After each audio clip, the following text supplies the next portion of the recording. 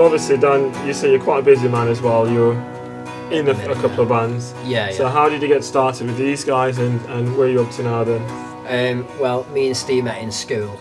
We were like 14, year 7. I was drumming then, and he was on guitar. And then when I'd written the album, we'd been mates obviously all this time, so it just seemed like a logical choice. We get on together, which is obviously a big thing in a band. And then I met Carl when we did the album, and he put me in touch with a band that joined for a little bit. That's how I met Phil.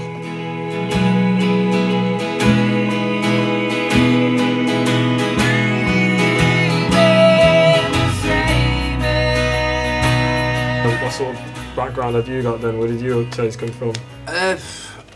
The stuff I listen to now is very different from the stuff I started with. When I first started getting into music, it was a lot of grunge and metal and that kind of stuff. Right. And A lot of spiky guitars. yeah, pretty much. Yeah, I've kind of grew out of that a lot now. I'm listening to a lot of acoustic folk, indie, Radiohead, that kind of stuff. All right. Really. Would you say that's your style now then? Yeah, I mean, my favourite band's Radiohead, so I grew up with Coldplay and stuff, so obviously their first 2 albums are very much different for the later stuff. I always have Chris Martin and Tom York in mind when I'm writing, not to copy, but Right. just as a reference point, I suppose. What's your input into the band then? My input to the band. Turns up late, smashes up the stage. The rebellious drummers always. CVs out the Always has to windows. be one, doesn't there? Radiator off the wall. I don't know, I try and bring my own sort of influences into the playing. Obviously with the style of music that it is, I can't go too mad into it. But I think there's definitely elements in there that sort of add a little bit more to it. Yeah, there's some times where you'll write stuff acoustically, and then obviously Carl will come in, put a drum line down to it, and before you know it, the song can completely change. If you know what I mean, it's on a different journey completely.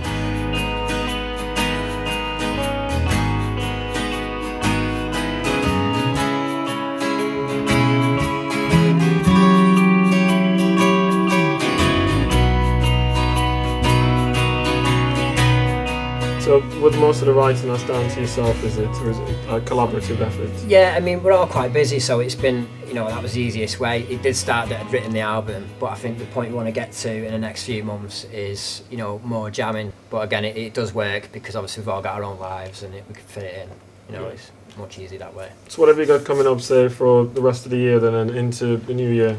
We're going to release the album in January, but just to mainly get the name out there, really push it. They've got a lot of new tunes coming as well, so. So what are we expecting from the album then? The name of the album's Hands on Another. Probably should have mentioned that about a minute ago. It's a 10-track album.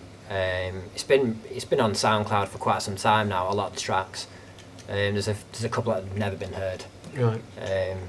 But yeah, it was recorded at A-Star Studios by producer Andy Ross in Haywood. He had a massive input on the album because I went in there with like a lot of skeleton tracks. Right. And obviously it was my first experience with a proper producer who puts you through your paces, really. Makes you feel quite inadequate at times. It was pretty intense. Yeah, wasn't it was. Yeah. It was like, I think it was about 35 days, 9/5 most days. But we did it in sections, so Yeah. Carl would come in first, that's where I met him. And then we put everything else over the top and it just became what it is. When I listen to the album now, there's a lot of things that I'd probably change, but I think that's quite common in musicians themselves. Yeah. But yeah, that'll be on iTunes, Spotify, SoundCloud. I think we're looking at about £5-6.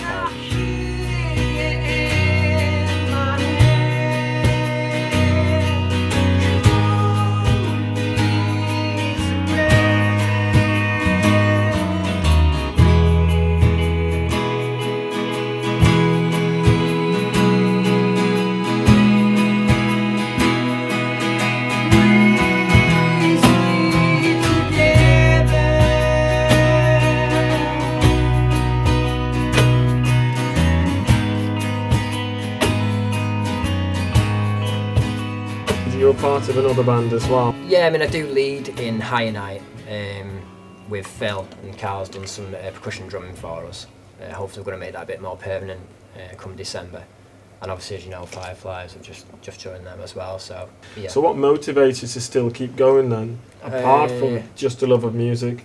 Mainly, I'm quite anxious at gigs anyway, naturally, because I'm quite an anxious person. But when we come off stage, the compliments are kind of what keep me going. If you get a lot of people listening through friends' ears and stuff. When you get people you don't know who speak of you and speaking of you in a good light, kind of like take a double take on it and think, this is actually what I should be doing. The gigs are what it's all about as well, really, aren't they? That's Yeah. to me personally, that's the fun part of it. Yeah, it is. Yeah, it's very different to studio work as well. Like, it is. What about for yourselves? Yeah, I mean, I must admit I love playing live, but I really enjoy doing the studio stuff, to be honest. Sort of because I'm quite sort of approach things in a technical way. I loved sort of being under the microscope, my playing, and you know, fine tuning little things, and so I really enjoyed that. So one mistake today, everyone has a go at him. Yeah. No excuse now. You're responsible for all of that. And what's going to keep driving you forward? Well, I don't know. Live gigs, it's a massive confidence boost. Yeah, it is. Yeah. I mean, because I'm quite an introvert person myself as well, so it's nice to be forced in an environment where you have to be a bit more outgoing. Even and the interviews as well. I remember the first ones. You know, we really didn't want to do it. Like, whereas now, live on the radio. I've done a few live radio gigs, and they're intense. You make a mistake, it's there for everyone to listen to. Yeah. Broadcast. So we're going to look forward to some big things happening for you guys in the new year. So just watch out for the Dan Solan and the Midnight Suns in 2014.